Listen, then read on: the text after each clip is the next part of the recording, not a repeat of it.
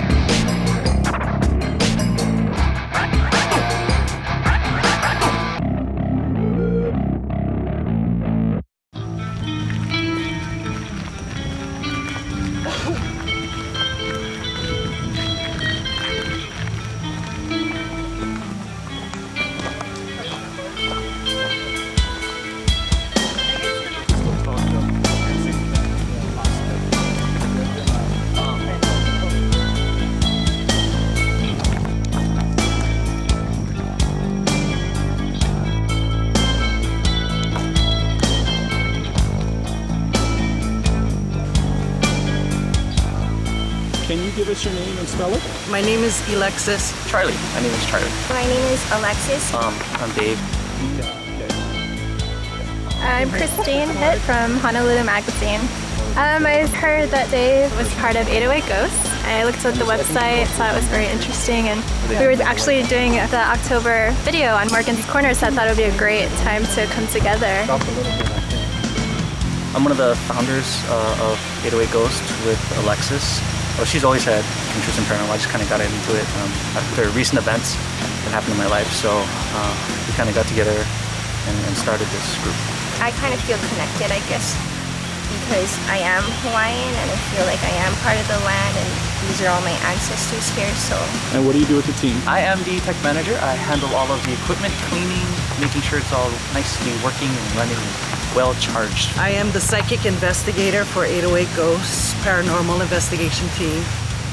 I'm also the occult specialist.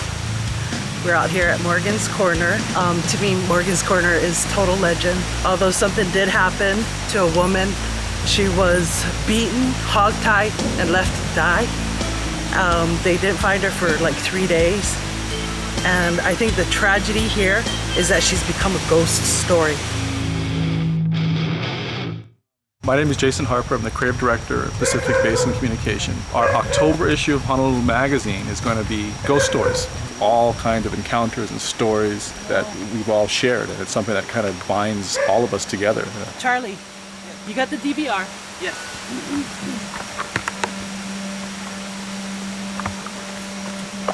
What you got?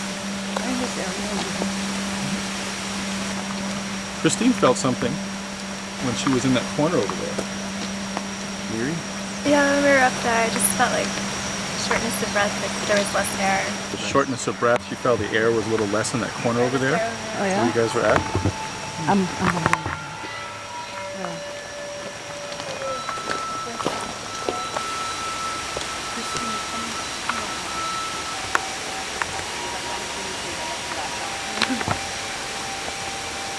Okay, we got some spikes over here.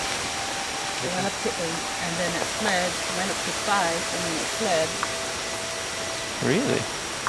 Yeah. I noticed something weird too around the trees in the back. There's a bunch of pile of rocks. So, is there somebody here? Were you the one that piled the rocks after him by the tree?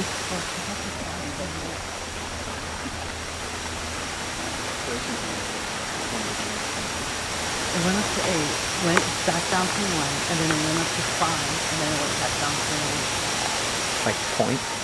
Yeah, at the same time the hair on my arm stood out. Actually.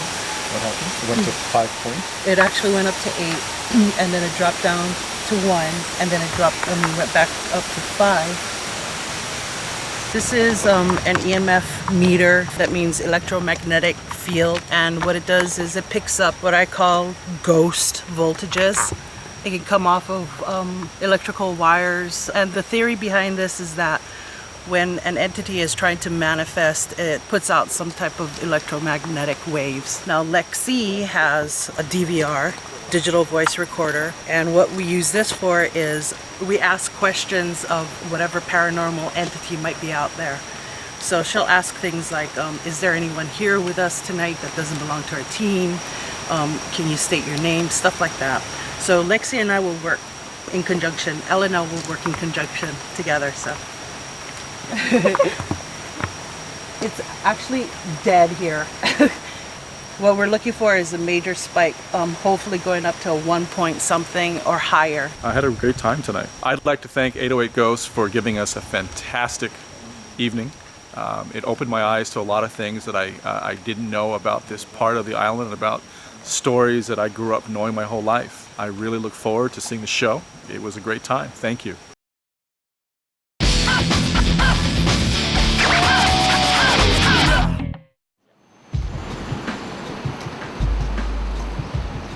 Knock, knock.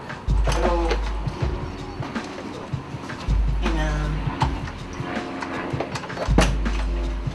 So, are we ready?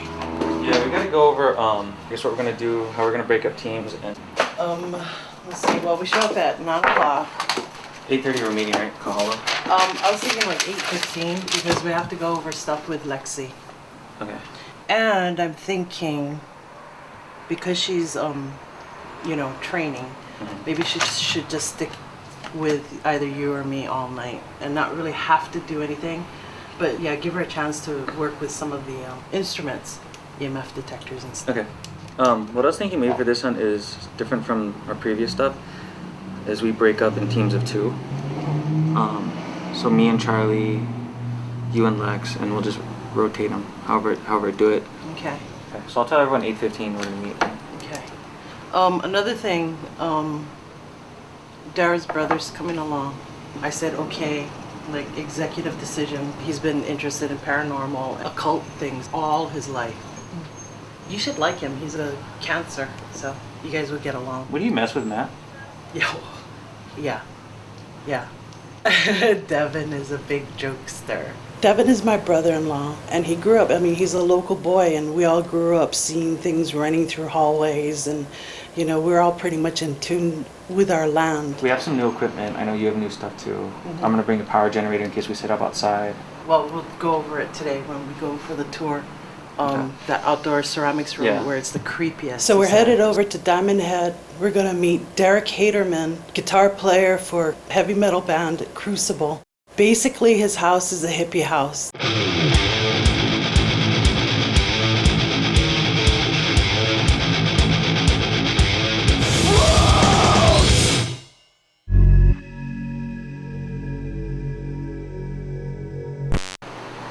Basically, there's been incidences up here, like this person that used to live here, this guy Ted, used to live in that room. He fell asleep here a couple times and woke up like being choked, and he like came running down to my room and seriously panicking. And the room right below here is where how should we refer to him? It's called Michael then. Okay, Michael. Yeah. Okay, Michael resided in the room below this area right here when he died. So they had to come and remove all his stuff. He died somewhere else? He was living here, and he was at a party at someone's house, and you know how people like to jump off people's roofs into like swimming pools and stuff, and he jumped a little too far and hit his head on the bank. That's how he died. They moved his stuff out, then I moved into his room. Oh, wow. And then I didn't have any incidences. I was cool with it. But when I moved out, Jason moved in, and he's the one. Jason actually knew him at Chaminade. But I'll show you guys around if you guys want to cruise around. Definitely. We surveyed the whole place. We're taking a look at the house, looked at a few rooms, so I have a good idea of where we should place all of our cameras, get most of the hot spots. There's a shed in the back where we do ceramics and stuff, but that shed's pretty eerie too. That's our kiln. I'm making ceramic guitar slides now. Oh, cool. So I'll turn you guys on some of those. Should be ready to go for tonight for a good, successful hunt. That's what I think he doesn't know, that he doesn't live here anymore. And I think he comes back to his room Yeah. You know, because this was his last known place of life. There's a theory that when people pass, especially when it's a tragic death, that they return to the home that they last lived in. And this seemed to be what Derek and the other members of the household thought. You know, there's the lookout tower. You know, they used to have full guns up there, you know, in the very top, and just, you know, they're looking out for ships and subs and stuff like that in World War II. And just, there's something definitely. There's a tie-in, I think. I mean, it's not just Michael. I think there's more. When it came down to what Derek was talking about with the World War II stuff, it interested me a little bit, considering it is Diamond Head. Oh, I didn't show you guys my cave too, where I stay out of the Hawaiian sun when I need to.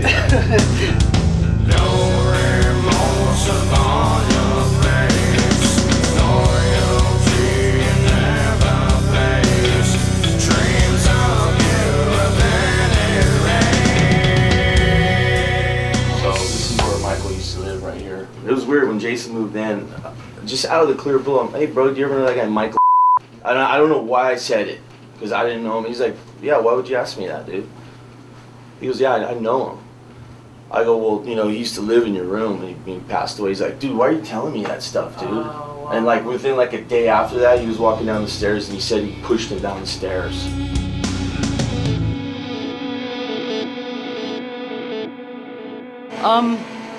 Okay, so what do we discuss? So we're gonna set up, break off into teams of two. The hotspot areas that we're gonna do at least DVR work is, we're gonna do one up here, over there in the bathroom, downstairs in both bedrooms, the stairwell, and outside. And we'll rotate teams throughout the night doing that. We're gonna set up the camera downstairs in that Full wing. yeah. So we'll set up camera angling out, and then I guess do we want to set up our headquarters up here or down there outside? I think downstairs is Downstairs. good. Okay, push my camera. Several years ago, a guy who used to live at this house died a tragic death. Jumped from the roof of a house into a pool, but he missed the pool.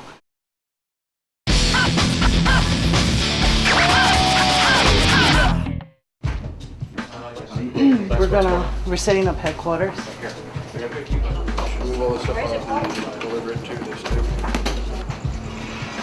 Lately on the team, I've been trying to practice doing some EVP work. I'm probably gonna be on one of the DVRs, learning how to use the EMF detector. Excited, ready to go.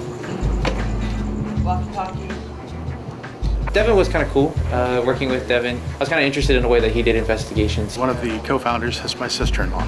He liked to rather listen instead of actually ask questions. We'll see how long I last. I'm a little hungover from last night. The whole house leans. I mean, it physically leans, and there's something about it that leans. It's not straight. It's not a straight house. And it would just roll.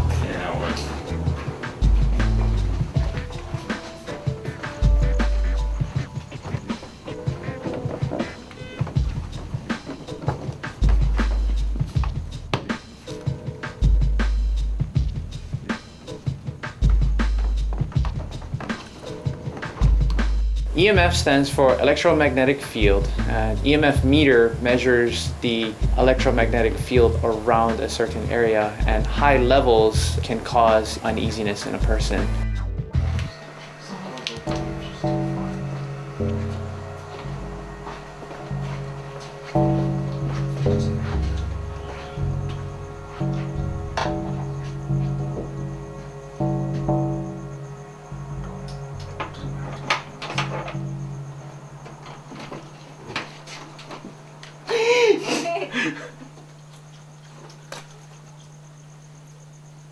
Should I open this door too? As long as you don't scream like you did last night. You know what? It felt like one of those movies where somebody screams, "Don't go in there, stupid."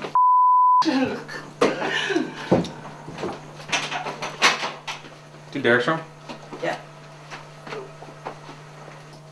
The highest it goes up is 0.6. When we did our walkthrough during the day, we all of us felt that the shed would be a good place to investigate. The shed I was really nervous. Well, it was my first time and it's a shed.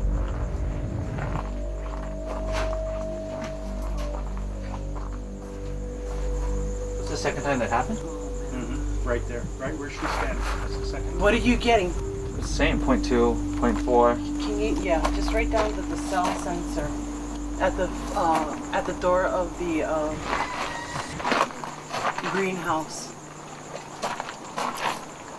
It's like I keep running into it and then it flees or something. I think it was trying to get out as we were coming in twice. Twice? Yeah. What is the reading in here? When I went out there and I was talking about it, something caught my eye in the window upstairs. Yeah.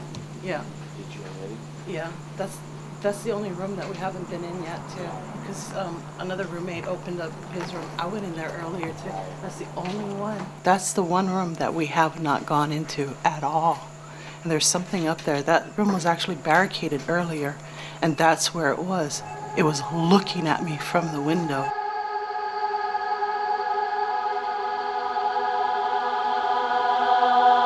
It's a really cool prank to play. Tap the person on the back. When they turn around, tap on the back on the other side. You wanna try that with us? I'll let you practice on me.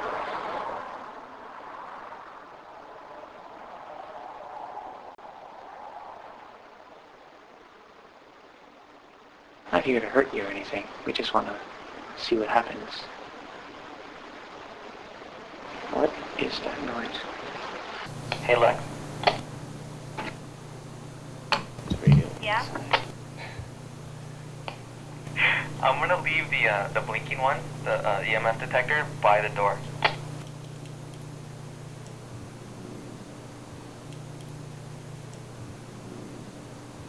Okay.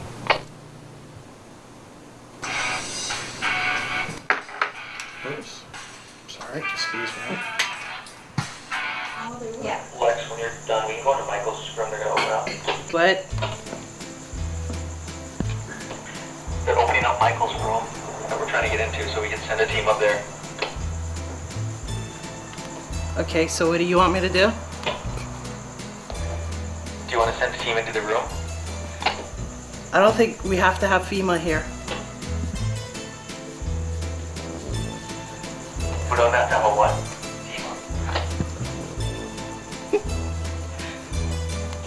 Did you say female or FEMA? I said FEMA. DVR. I need a DVR. We're gonna grab one. Come, Lex. I know where I can grab one.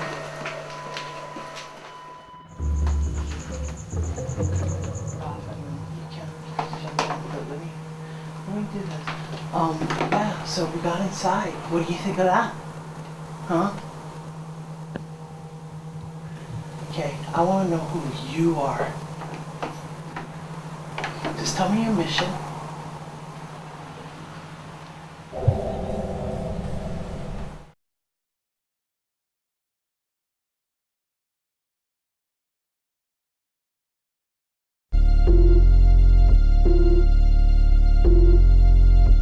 Yeah, so we got inside. What do you think of that?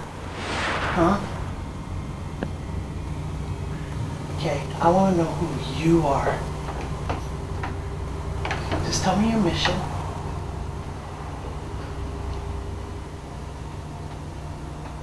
Mike's room was kind of scary for Lexi, I think, because there was an apparition that was actually staring at me and very brazen-like from the upstairs window. Earlier in the day, that room was the only one that we couldn't go through for a tour. It was actually barricaded. This thing thought that I wasn't going to be able to get up there. Someone broke in and we got in that room. And it went silent for a little while. I guess you're not so big after all. I keep hearing a clicking noise from that corner. I think it might be a clock. Maybe. Oh, the window, The string. yeah, probably the bamboo itself just hitting up against the window. That's what it sounds like to me.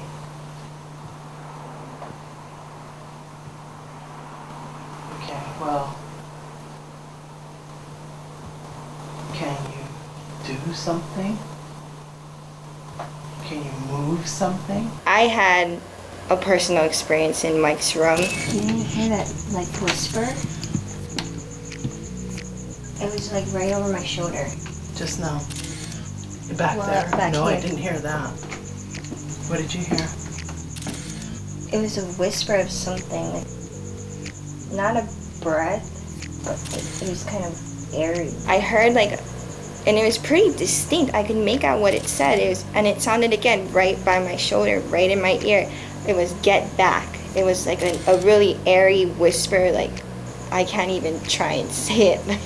So I held the DVR up by my shoulder to try and see if I could hear it again. And then what was really weird was, I think maybe I did hear it again, but not as loud. And then Lexi's like, "Lexi, don't move. It's right in front of you." And I'm like, okay, I don't like this room anymore.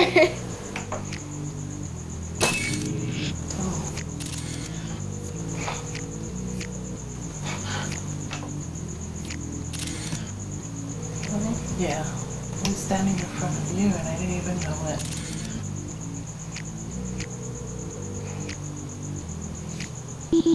But I don't have to see you. Lexi's a wonderful kid. She's super sensitive. She didn't even know it until she opened herself up the first investigation at Crucible. I don't know what's going on in this house, man.